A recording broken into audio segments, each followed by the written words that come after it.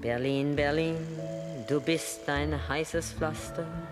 Wer dich nicht kennt, verbrüht sich leicht den Fuß. Wo die Moral wohnt, wohnt auch gleich das Laster. Und der Verriss blüht neben süßen Schmus. Das ist Berlin, wie es weint und wie es lacht. Bin ein Berliner.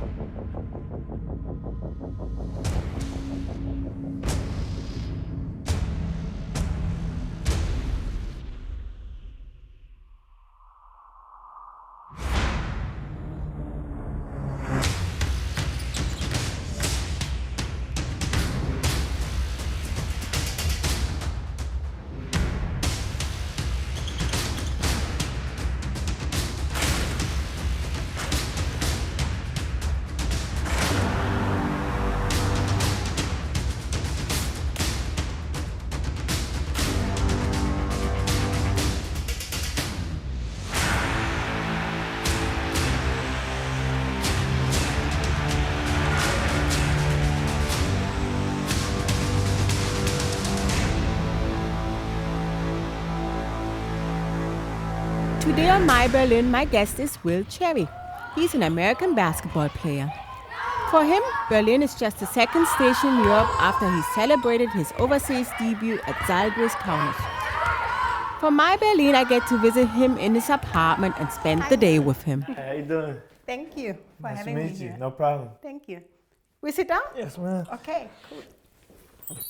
So I'm sitting in this beautiful flat in the middle of Berlin with Will Cherry. Hi. Hi, how you doing? Yeah, thank you for having me Oh, here. no problem. Yes. No So you're from the States, Yes, ma'am. from Oakland, California. And since when you been in Germany now? About 6 months now. Been here since September. So, about 6 months now. So before we start about you being here in Germany, I want to know about how you grew up in Oakland, California. I mean, you went to high school normally, and Right. you played basketball, yeah? Right. Yeah, I mean, growing up in Oakland is definitely fun. You got to grow up quick. You're in rough neighborhoods. A lot of violence around you. But me and my younger brother, before my youngest, the third, came in, it was just me and him, and my mom, and my grandmother and my uncles did a great job of keeping us away from that violence and putting us into sports, and especially my mother was always on us about school. So school was the biggest key and biggest part of why I am here today, being successful. She drilled home school all the time, to me and my younger brother. And I started playing basketball when I was 8 years old. How tall were you already with 8? At 8, oh man, I wasn't too tall. That's where the point guard came in. I was one of the smallest guys, but I was always one of the toughest, and always one of the most skilled. So I made up for the height difference in other areas. So you don't always have to be. I mean, there was one basketballer, I forgot his name now. He wasn't that tall either, and he's the world champion. I don't know. I forgot his name. Not at all. But he's like about your height. How tall are you? I'm 6'1", they said, with shoes on. So without shoes, probably a little smaller. But as my coaches used to say, the game isn't played without shoes. So you take whatever they can give you, even if they are a little bit generous on the height. So were you interested in other sports before? Yeah, definitely. I played a lot of sports growing up. Dipped into used to play just soccer, regularly. Football. You played soccer? Yeah, they just play like that? in elementary, just Really? messing around. Never was too serious about it, but. You dip into all those sports when you're younger. Football was actually a close second favorite sport to mine other than basketball. Played baseball. What else? Just Right. I mean, I grew up in a boys and girls club, so we played pretty much every sport you could probably think of. So, but football was definitely a close second, and I actually played 1 year of Pop Warner, so that's like right before high school football, and played defensive back and safety. So that was fun for me. And then once I got to high school, I just kind of picked one sport and just kind of stuck with it. I always knew basketball was the number one sport in my life, so I just stuck with that. But isn't it also hard if you make a team? It's always hard. And even if you make a high school team first, you started off, was that hard? Were you excited? Well, I make the high school team? Yeah, I mean, it's definitely hard, especially going to the school I went to.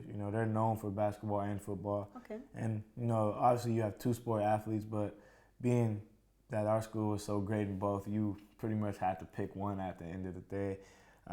And so making our basketball team was definitely tough. I started off at junior varsity. Could have probably tried to make the varsity team as a freshman, but it was just in my best interest at the time to be junior varsity. And then I actually got moved up to varsity at the end of the year, and ever since then, it just took off. And had a great coach who taught me a lot about life, off the court, and I think that was the biggest key, as well as why I'm here. And his name is Coach Dwight McDaniel. We call him Coach Mo.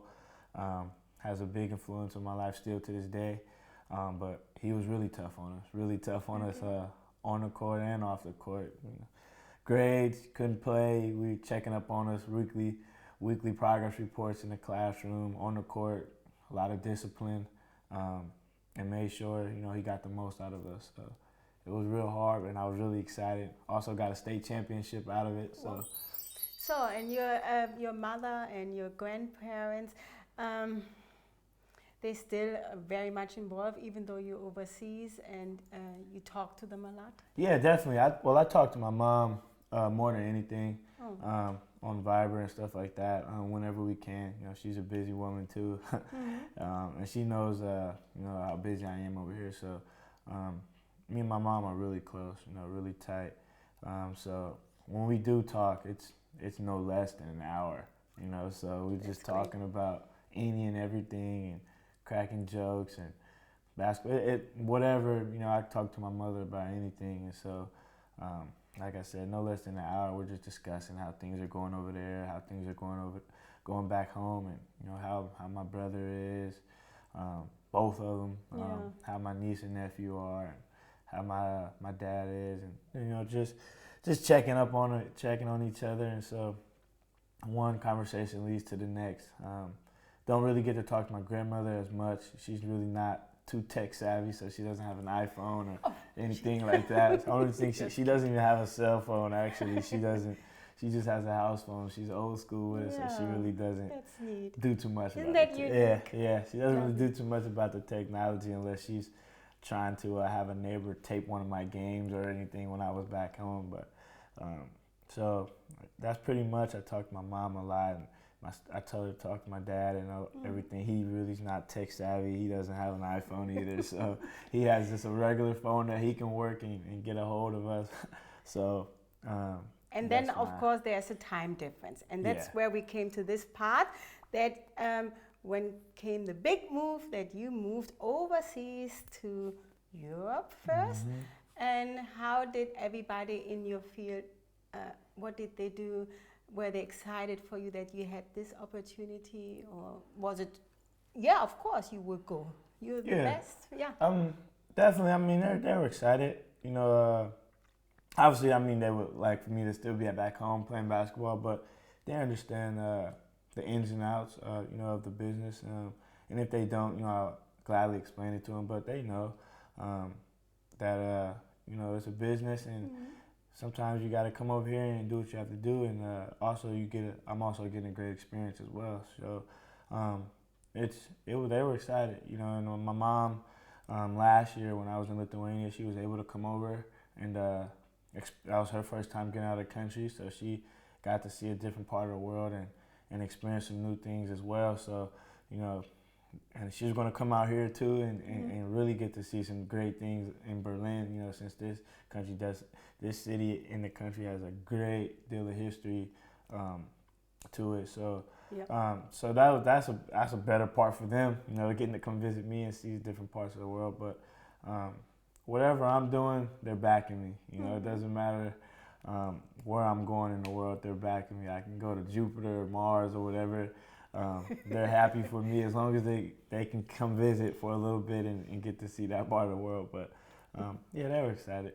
So we're going to take a little stroll through the park, and maybe you don't know too much about Berlin, but you can ask me and I tell you about it, the history. But before we go, when I came here to have this interview, you were playing PlayStation. That's how you spent your time too? Some of the time. Most of the time, you see some of these books here on the table. I read, you know, this left-hand pile of the side. I've read all of these books. So I'm just dipping into this book right here, 39 Days of Destiny by Paul Seeker. Wow. It's just and the Bible? Yeah, the Bible. I haven't read it a lot lately just because I've been dipping into these books. But you have to have it with you. But you got it with That's me great. all the time. And sometimes when things get rough or hard, you know, I'll talk to my mom. First thing she says, go read your Bible. Wow. So I always got that with me just in case. Sometimes I'll glance at it, and sometimes that's all I need to get me back refocused. But when I can, I'm dipping into the PlayStation, you know, here and there. Which game you play yourself? Most of the time I'm playing Call of Duty. I have a couple friends online. Mitch, who was just here, who was on our team but actually just left. I play with him. We have a couple guys on our team who have Call of Duty, but they haven't been online a lot lately. It's also a way to connect with my guys back home too, who have PlayStation as well. Cool, huh? Get online with those guys. And 2K16 is, I just opened the NBA 2K16. I haven't played it, so I used to play it all the time in college with my roommates. Yeah. But I haven't played it a lot. So yeah, last night was the first time I opened it and actually played with myself on the game for the first time. So. That's a cool experience to be on a video game that you grew up playing. Is there an Alba game too? Yeah, Alba. That's what I played with. I played with Alba versus Bayern Munich. You know, just to play. You just won the playoff. Yeah. What do you call it in the cup? The title. Yeah. The cup title. Yeah, that was fun. Great. That was fun. Yeah, congratulations. Thank you. So we're going to take a stroll through the park, and then we're going to go to see the young people train from the Alba. Yeah. Yeah? Yeah. We're going to do that? It's good with me. All right, let's go. Das ist Berlin, Bin ein Berliner. wie es weint und wie es lacht.